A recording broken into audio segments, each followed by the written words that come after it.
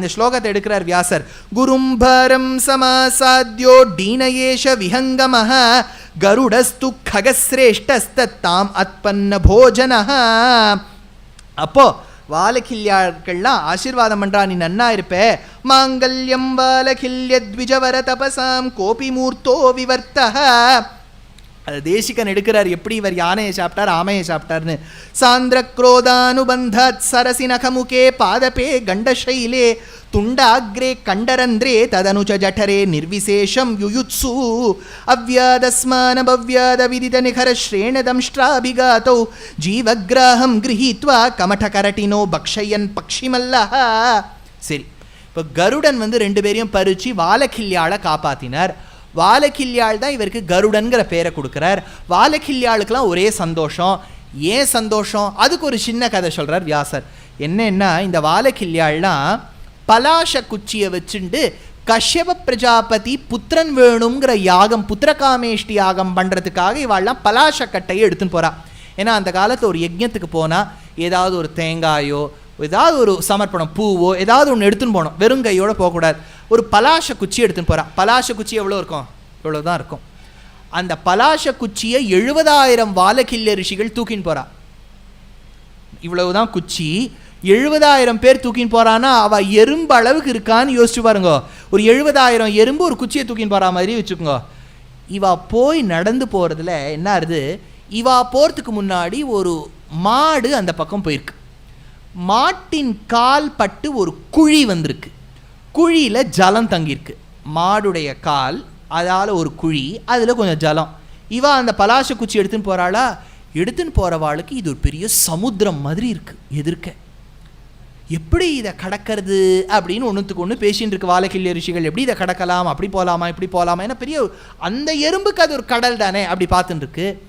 ஐராவதத்தில் இந்திரன் வந்துட்டுருக்கான். அவன் எப்போவுமே அசட்டுக்காரியம் தான் பண்ணிவிடுவான். வாலகில்யாளை பார்த்து சிரிச்சுப்டான். என்னது இதை பார்த்து கடக்கிறதுக்கு அப்படின்னு சொல்கிறான். இதான உடனே வாலகில்யாள் சொல்கிறா, அதுக்கு தானே நாங்கள் எந்த யாகத்துக்கு போகிறோமோ அந்த கஷ்யப பிரஜாபதி குலத்தில் வர ஒத்தன் உன் கொழுப்பை அடக்கறானா இல்லையா பாரு, நான் சாபம் கொடுக்குறேன்னார். எப்போ கருடன் இவாளை சுமந்துன்னு போயிட்டாலோ, கருடன் கஷ்யப பிரஜாபதி பிள்ளைன்னு தெரிஞ்சதோ, இவர் தான் இந்திரன் அடக்கிறதுக்கான சாமர்த்தியம் உடையவர்னு தெரியுது. இதை தேசிகன் கருட தண்டகத்தில் சொல்கிறார். இப்போ கருடனை பற்றி 2 ஸ்தோத்திரங்கள் பாடியிருக்கார் தேசிகன். நான் பாடின ஸ்லோகங்கள்லாம் கருட பஞ்சாஷத். பஞ்சாஷத்துனா 50 ஸ்லோகங்கள் இருக்கும் ஒரு பிரபந்தம். 2வது பிரபந்தத்துக்கு கருட தண்டகம்னு பேர். தண்டகம்ங்கிறது ஒரு விதமான எழுத்து சம்ஸ்கிருதத்தில். குரில் நெடில் குடில் கருட கீல. இப்போ ஒன்றுமே இல்லை, காளிதாசன் அந்த காலத்தில் ஷியாமலா தண்டகம்னு ஒன்று எழுதலையா? மாணிக்க வீணாம் உபலாலயந்தி மதாலசாம் மஞ்சுளவாக் விலாசாம் மாஹேந்திர நீலோத்யுதி கோமலாங்கி மாதங்க கன்யா மனசா ஸ்மராமி. தியான ஸ்லோகம். சதுர்புஜே சந்திரகலாவதம்சே குச்சோன்னதே குங்குமராகச்சோனே குண்ட்ரேக்ஷு பாஷாங்குஷ புஷ்பபாணஹஸ்தே நமஸ்தே ஜெகதேக மாதா. அடுத்து இப்போ தண்டகம் ஆரம்பிக்கிறது. மாதாமரகத ஷியாமா மாதங்கி மருஷாலினி குரியாத் கட்டாட்சம் கல்யாணி கதம்ப வனவாசினி ஜெய மாதங்கதனையே ஜெய நீலோத்பலத்யுதே ஜெய சங்கீத ரசிகே ஜெய லீலா சுகப்பியே ஜெய ஜனனி சுதா சமுத்ராந்த கிருத்யன் மணித்வீப சம்ரூட பில்வாடம் ஈவத்ய கல்பத்ருமா கல்ப காதம்ப காந்தார வாசப்பிரிய கிருத்திவாசப்பிரிய சர்வலோகப்பிரிய சாதராரப்த சங்கீத சம்பாவனா சம்பிரமாலோல நீபத்ர காபத்ர அப்படின்னு ஒரு தண்டகம் கொண்டு போறார் பாருங்க. கருடன் எப்படி பறக்கிறாருங்கிறத தேசிகன் எடுக்கிறார். அதில் வாலகில்யாளை பற்றி சொல்றார்.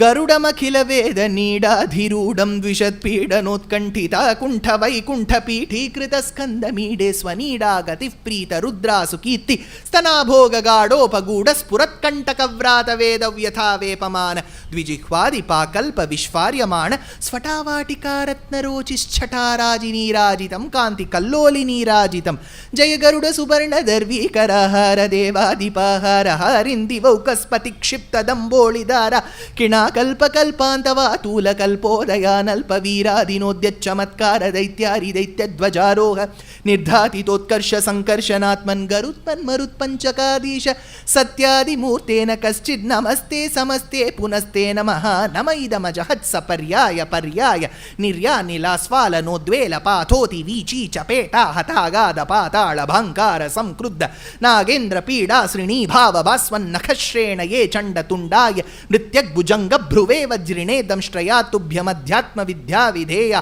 விதேயா பவத்தாஸ்யமாபாதயேதா தயேதாஷ்டமே மனுரனுகத பக்ஷி வக்ர ஸ்புரத்தாரகஸ்தாவகஸ்சித்ரபானு பிரியா சேகரஸ்த்ராயதாம் நஸ்திரிவர்காபவர்க பிரசூதி பரவ்யோம தாமன் வலத்வேஷி தர்பஜ்வலத் வாலகில்ய பிரதிஜாவதீர்ண ஸ்திராம் தத்வபுத்திம் பராம் பக்திதேனும் ஜகன்மூல கந்தே முகுந்தே மகானந்ததோக்ரி மகீனாம் அஹீனாம் அஹீனாம் அஹீனாந்தகா அப்படின்னு கருடன் நாடகத்தில் சுவாமி தேசிகன் எடுக்கிறார். எப்படி ஒரு கருடன் பறந்து போவாரோ, அதாவது ஒரு கருடனுடைய ஸ்பீடு எப்படி இருக்குங்கிறத அந்த தண்டகத்தில் காமிக்கிறார். வாலகில்யாளுக்கு ஒரே சந்தோஷம், நமக்காக கருடன் பிறந்து விட்டானேன்னு அதை எடுத்து சொல்லி முடிக்கிறார். அப்பதான் அவள்லாம் சொல்றா, இந்திரச்சதகுணச்சௌர்யே வீர்யே சைவ மனோஜவஹ தபசோன பலேனாத்ய தாருணஹ சம்பவித்யதி. அப்போ கருடன் பறந்து போறார். இது ஒன்னொன்னா தேசிகன் சொல்லி முடிச்சுட்டே இருக்கார். அப்போ என்ன எடுத்து தேவலோகத்துக்கு போறார். ஏன் தேவலோகத்துக்கு போனோம்? ஏன்னா முதல்ல சித்திக்கிட்ட போய் கேட்குறார். யாரு? கத்ரு. அம்மா, எங்கள் அம்மாவான வினதாவையும் என்னையும் தாசித்வத்திலிருந்து விடுவிக்கணும்னா என்ன வழின்னு கேட்குறார். அவர் சொல்கிறா, நீ தேவலோகத்துக்கு போய் அமிர்தத்தை கொண்டு வந்து அமிர்த கலசத்தை கொண்டு வந்தால் தான் விடுவிப்பேன்னார். நேர தேவலோகத்துக்கு போகிறார். இவர் அமிர்த கலச பாத்திரத்தை நோக்கி போகிறத பார்த்துட்டு தேவர்கள்லாம் வந்து இவரோட சண்டை போடுறா. சண்டை போடுறது பல பேர், ஆனால் சண்டை இவரோட போடுறது இவர் ஒரு பக்கம் தான் நின்றுருக்கார், இவர் ஒத்தர், அங்கே பல பேர். ஆனால் பல கருடன்கள் சண்டை போடுற மாதிரி இருக்குது. இது எப்படின்னார், கரதூஷணாதிகள் 14,000 ராட்சசர்களாக ஜனஸ்தானத்திலேருந்து புறப்பட்டு வந்தா. ராமர் சீதையையும் லக்ஷ்மணனையும் ஒரு குகையில் வச்சு அங்கேருந்து பாருங்கன்னு சொல்லிட்டு இவர் சண்டை போடுறார். ஏகஸ்ச ராமோ தர்மாத்மா கதம் யுத்தம் பவிஷ்யத்தின்னார் வால்மீகி. ரிஷிகள்லாம் ஆச்சரியப்பட்டாளாம். அங்கே தானவர்கள், இங்கேயோ க்ஷத்ரியன், அங்கே அவளுக்கு விதினா என்னன்னே தெரியாது. இங்கே தர்மத்தை பரிபாலனம் பண்ணக்கூடிய ராமன், அவளோ பகல்ல தான் சஞ்சரிக்க மாட்டார்கள், இரவில் சஞ்சரிப்பார்கள். இவனோ தாமரை கண்ணன், இவ அத்தனை பேரும் வராளே, ஒருவனா இருக்கானே ராமன், எப்படி சண்டை போட போறான்? ஏகஸ்ச ராமோ தர்மாத்மா கதம் யுத்தம் பவிஷ்யத்தினார். ஆனால் காளிதாசன் ரகுவம்சத்தில் எடுத்தார். எப்போ ராமர் சண்டை போட ஆரம்பிச்சாரோ 14,000 ராமர்கள் சண்டை போட்டா மாதிரி இருந்ததுன்னார். ஒருத்தர் பாட்டு எழுதினாரே, ராமன் எத்தனை ராமன் அடின்னு, இதை பார்த்துட்டு எழுதியிருப்பார். அதனால அத்தனை ராமனும் சண்டை போட்டா மாதிரி இருக்குன்னார். அதே மாதிரி கருடன் சண்டை போட்டதா தேசிகன் எடுக்கிறார். இது என்ன அழகா சொல்றார். ஸ்வச்சந்த ஸ்வர்க பிருந்த பிரதமதம மகோத்பாத நிர்காத கோரஹ ஸ்வாந்தத்வாந்தம் நிருந்தியாத் துதிதரணி பரோ யஷிரா ஷீவிஷாரேஹே பிரத்யுத்யுத்லவில்லி பலி படஸ் ருதிர சரில்லோல கல்லோலமால ஹாலா நிர்வேஷஹேல ஹலஹல பகுளோ ஹர்ஷகோலாஹலோனஹ தத்தத் பிரத்யர்த்தி சாராவதி விஹிதமிருஷா ரோஷகந்தோருஷாந்தைः ஏக क्रीडेन नैकैः सुरपति सुरभटक्षतोत् रक्षतान्नः अन्योन्याबद्धलक्षापहरण विहित मन्दमात्सर्यतुङ्गै अङ्गैरैव स्वकीयै अहममिकया मानितो वैनतेयः. சண்டை போடுறார் தேவர்களோட. தேவர்களால் இவரை எதிர்த்து சண்டையே போட முடியல. கடைசியில் இந்திரன் பார்த்தான், வஜ்ராயுதத்தை எடுத்தான். அவன் கையில் இருக்கக்கூடிய ட்ரம்ப் கார்டே அதுதான். இப்போ பல நாடுகளில் அதுதான் ஆயிடுத்து ட்ரம்ப் கார்டா. ஆனால் இவன் கையில் கிடைச்ச ட்ரம்ப் கார்டு என்னன்னு கேட்டேன்னா ஒரு பெரிய அந்த வஜ்ராயுதம். அந்த வஜ்ராயுதத்தால் கருடனை தாக்கணும்னு, வஜ்ராயுதத்தால் அடிக்கணும்னு நினச்சார். வஜ்ராயுதம் கருடனை ஒன்றும் பண்ணாது. ஆனால் கருடன் கட்டுப்பட்டு நிற்கிறாப்பில் நின்னார். ஏன்? நீங்கள் எப்போவுமே ஒரு திருமண் பார்த்தேன்னா கோவிலில் சங்கு சக்கரம் இருக்கும். சங்குக்கு பக்கம் ஆஞ்சநேயர் நின்றுருப்பார், ஹனுமான். இன்னொரு பக்கம் ஆஞ்சநேயருக்கு மற்றொரு பக்கம் பார்த்தேன்னா ஆச்சரியமாக கருடன் நின்றுருப்பார். பெரிய திருவடின்னு பேர். எப்போவுமே ஸ்ரீ வைஷ்ணவ சம்பிரதாயத்தில் கருடன்னு சொல்ல மாட்டா, பெரிய திருவடி. ஹனுமார்னு சொல்ல மாட்டா, திருவடி இல்லாட்டா சிறிய திருவடி. இப்போ ஹனுமாருக்கும் பிரம்மாஸ்திரம் ஒன்றும் பண்ணாது. ஆனால் இந்திரஜித்து சுந்தரகாண்டத்தில் ஏவும்போது பிரம்மா என்கின்ற உயர்ந்தவருக்காக கட்டுப்பட்டு நிற்கிறாப்பில் நின்னார் ஹனுமார். அங்கே சிறிய திருவடி நின்னார். இங்கே எப்போ இந்திரன் வஜ்ராயுதத்தை போட்டானோ ஒன்றும் பண்ணாது வஜ்ராயுதம். ஆனால் கருடன் கட்டுப்பட்டு நிற்கிறாப்பில் நின்னார். ஏன் அப்படி கருடன் நிற்கணும்னு கேட்டார். இந்த வஜ்ராயுதம் எதால் செய்யப்பட்டது? ததீச்சின்னு ஒரு ரிஷியின் முதுகு எலும்பால் செய்யப்பட்டது. ததீச்சி பரம மகரிஷி, வேதவித்து. வேதவித்தின் முதுகு எலும்பால் செய்யப்பட்ட வஜ்ராயுதம் நம்ம கிட்ட தோத்து போகப்படாதுங்கிறதுக்காக பெரிய திருவடி கட்டுப்பட்டு நின்னார். கட்டுப்பட்டு நின்ன கருடனுக்கு தெரியும் நம்ம கட்டுப்பட்டு நிற்கிறோன்னு. இந்திரனுக்கும் தெரியும் இந்த வஜ்ராயுதத்துக்காக தான் கட்டுப்பட்டு நிற்கிறார்னு. இப்போ தோத்தவன் ஜெயிச்சவன் கிட்ட ஏதாவது கொடுக்கணும். அப்போ தான் தன்னுடைய சிறகுலேருந்து அழகான ஒரு ரக்கையை எடுத்து இந்திரனுக்கு தானமாக கொடுக்குறாராம். அதை தன்னுடைய தோப்பியில் சொருகி வச்சுக்கிறார். அதனால தான் ஆங்கிலத்தில் சொல்லுவா adding feather to one's cap அப்படின்பா பாருங்க. அதை முதல்ல அன்றைக்கி போட்டவர் தான் அவர், அதனால் போட்டு வச்சுட்டார். அதனால் இந்திரனுக்கு தன்னுடைய சிறகை கொடுத்ததுனால கருடனுக்கு சுபர்ணஹா அப்படின்னு பேர் இருந்தது. சுபர்ணஹானா அழகிய சிறகோடு கூடியவன். கருடஹா குருவான வஸ்துக்களை சுமப்பதால், பெரிய திருவடி பகவானுக்கு கைங்கரியம் செய்வதால், அதே சமயத்தில் அழகிய சிறகோடு கூடியவன் சுபர்ணன். சுபர்ணன் கொடுத்தார். எல்லாம் கொடுத்து முடிச்சுட்டு இந்திரனை பார்த்து சொல்கிறார், இந்திரா நான் உனக்கு ஏதாவது பண்ணலாமா? அப்போ இந்திரன் சொல்கிறார், எனக்கு ஒன்றே ஒன்று நீ பண்ணணும். அப்பா இந்த அமிர்த கலசத்தை எடுத்துன்னு போறியே, பூமிக்கு எடுத்துன்னு போன உடனே வச்சுட வேண்டியது உன் கடமை, திரும்பி திரும்பி பார்க்கப்படாது, நீங்கள் மாட்டு கிளம்பிண்டே இருக்கணும்னார். சரி கிளம்பிட்டா போச்சு, நான் உனக்கு சத்தியம் பண்ணி கொடுக்குறேன்னார். ஆச்சு. அதே சமயத்தில் கருடன் இப்படி யுத்தமெல்லாம் பண்ணிட்டு நிற்கும்போது எதிர்க்க வரார். பார்த்தா ஒருத்தர் நின்றுருக்கார். ரொம்ப அழகாக இருக்கார் பார்க்கறதுக்கு. நிலா போன்ற திருமுகம், கருப்பும் நீலமும் பச்சையும் கலந்த நிறம், எள்ளுப்பூ போல மூக்கு, பவழத்தை இடித்து அரைச்சி குழைச்சி வச்சாப்புல உதடு, அப்படியே சங்கு கழுத்து, நீண்ட வக்ஷஸ்தலம், ஜாஜ்வல்யமாய் மின்னக்கூடிய கௌஸ்துபம் மாதிரி ஒரு மணி, பக்கத்தில் கொத்து முடியோடு கூடிய ஒரு மருவான ஸ்ரீவத்சம், ஸ்ரீவத்சத்தை பீഠமாக கொண்டு கமலநயனாளாய் இருக்கக்கூடிய ஸ்ரீ மகாலட்சுமி வீற்றிருந்து அவ காலிலேந்து பட்ட மருதாணி அப்படியே அந்த மார்பில் தடவின கோலம், சிறுத்த இடை, அழகிய நாபி, நாபியிலேந்து பூத்த ஒரு தாமரை மாதிரி தடாகங்கள் அங்கே இருக்குது. அப்படியே மஞ்சமசேல் மெல்லிசா ஒரு பட்டு அப்படியே அவர் தொடைய மூடி வச்சிருக்கு. தாமரையும் அல்லிப்பூவும் போட்டி போடக்கூடிய அளவுக்கு அழகிய திருவடி, ரெண்டு அழகான திருக்கைகள், சக்கரம் ஒரு பக்கம் சங்கு ஒரு பக்கம் இருக்குது. சக்கரம் மஞ்சமசேல்னு சூரியனை போலவும் விழுவிளேர்னு சங்கு சந்திரனை போலவும் இருக்குது. கண்களே சந்திர சூரிய நயன அப்பிரமேயவா. பெருமாளுக்கு ஒரு கண் சூரியன், ஒரு கண் சந்திரன். அதனால தான் தியாகராஜர் எடுத்தார், சந்திர சூரிய நயன பிரமேயவாகீந்திர ஜனக சக லேஷ சூப்ர நாகேந்திர சயன சமன வைரி சனுத ஜக தானந்த காரக.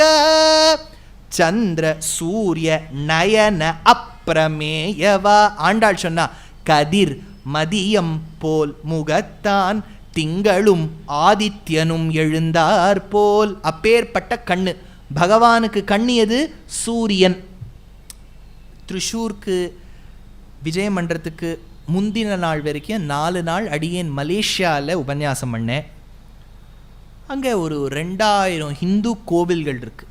2000. ஒரு கோவிலும் சாதாரண கோவில் இல்லை, எல்லாம் அப்படியே பிரம்மாண்டமாக இருக்குது பார்க்குறதுக்கு. அவ்வளோ சுத்தமாக வச்சுருக்கா. பல பேர் 150-200 வருஷமாக இருக்கக்கூடிய தமிழர்கள். அப்படி போயிட்டே இருக்கேன். அவளுடைய official language, main language Malay. அடுத்தது தமிழ், சைனம், சீன மொழி. மலை தான் அவளுடைய மொழி. பெரும்பாலானும் இருக்கக்கூடியவா துருஷ்காள். துருஷ்கர்கள் தான் அந்த கண்ட்ரியில் ஜாஸ்தி. முஸ்லிம்ஸ், துருஷ்கன்னு சம்ஸ்கிருதத்தை சொன்னால் முஸ்லிம்ஸ்னு அர்த்தம். நிறைய பேர் அவள் தான் இருக்கா.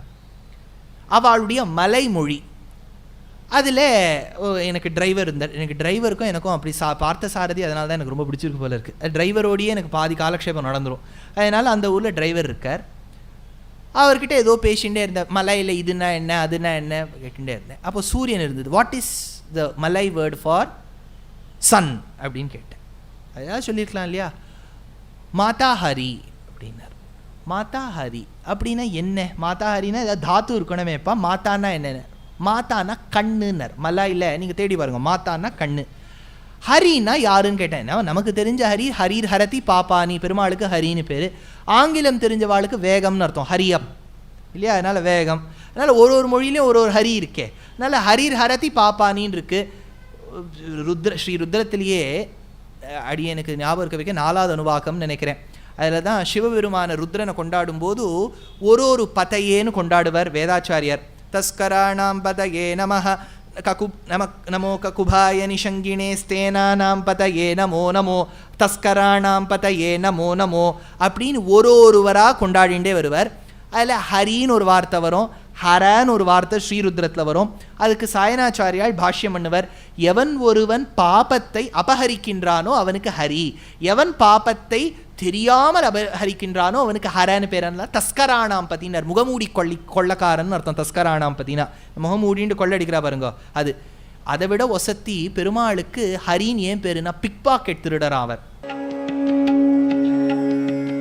Namaskaram. In the coming months of November, December, January and February, there are very many discourses of mine both in Tamil and in English across different cities.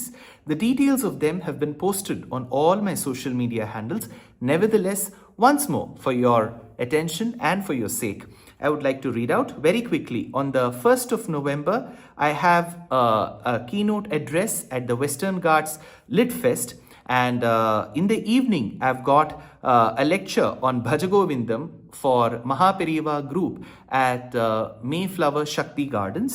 On the 2nd of November, I'm very delighted to be performing Sangeeta Katha Nrityam with Sangeetam Vidwan Aditya Madhavan, dance by Shruti Priya Vignesh, and the topic is Bhajagovindam, where I will be speaking at Naradagana Sabha. On the 15th of November, I will be giving a lecture on the lives and the works of Alvars for Bharati Vidya Bhavan in Bangalore.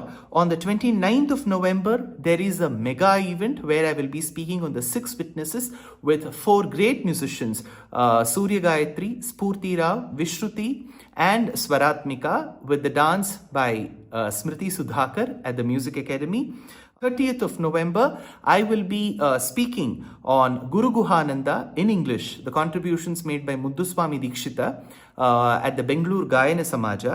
On the 5th of December at Hosur, Dasappa Kalyana Mantapam, I'll be talking on Bhajagovindam. On the 6th of December at Sri Yadugiri Yadiraja Matha in Malleshwaram, Bangalore on Sri Krishna Leela. On the 10th of December for Margari Maha Utsavam, the topic will be Pasurapadi Ramayanam with Anahita and Apurva.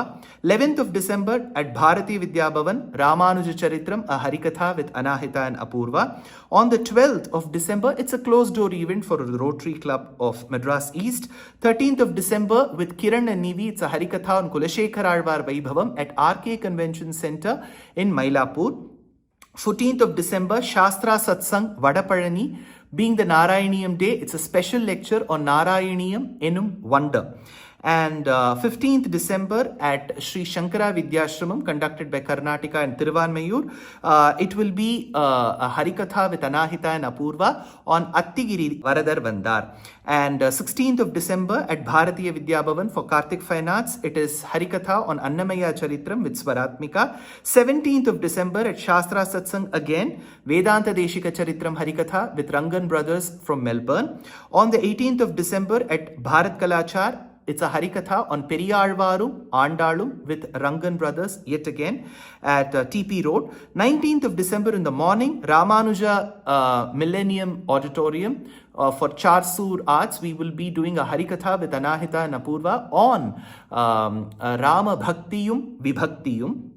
Followed by that, on the 19th of December at Karnataka Sangha School for Anusham Arts Academy, it will be a Harikatha on Ramanatakam of Arunachala Kavi with Swaratmika. And on the 20th of December in the morning for Parthasarathi Swami Sabha at Vidya Bharati Kalyana Mantapam, it will be a Upanyasam on Shatpadiyum, Saptapadiyum. And 20th of December evening, Naradagana Sabha, it is a beautiful Harikatha on Nari Shakti, Stri Shakti with Anahita and Apurva.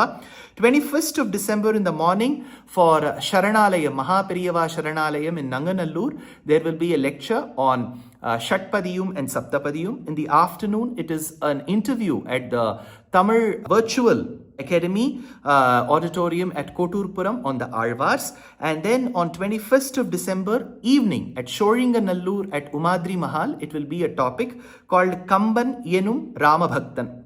The same topic, Kamban Yenum Ramabhaktan, I will be speaking on the 22nd of December at Tirunelveli for Nellai Sangeeta Sabha. 23rd of December at Shivakasi for Vairam Meera Convention Center. On the 24th of December for Setupati School in Madurai, the same topic. And on the 30th of December, tentatively I'm to speak on the importance of Nutiyattu Divyadesham on the Vaikuntha Ekadashi Eve for PGP Auditorium in Singapore. On the 31st of December, it is for Tamil Isai Mandram in Georgetown. I will be speaking on Tiruppugadil Ramayanam. And coming to the month of January, on the 17th of Jan, I will be speaking on Narayaniyam in Wonder for Shanmukhananda in Mumbai. On the 18th of December, it is our grand production called Agre Pashyami at the very same premises. On 1st of February, I am to participate and speak at the Jain University Summit in Kochi. And 13th of February, it will be a special lecture for Shivaratri for Odakattur Mutt, which will be organized by Ramakrishna Bhajana Sabha. On the 22nd of February, for the first time, I am going to be a part of Mayuram Bhajanotsavam in the very, very famous and very close to heart Mayavaram. So that is the program for now. I know it's too many programs. All this has been put in the form of poster. Please do participate wherever you can. Namaskar.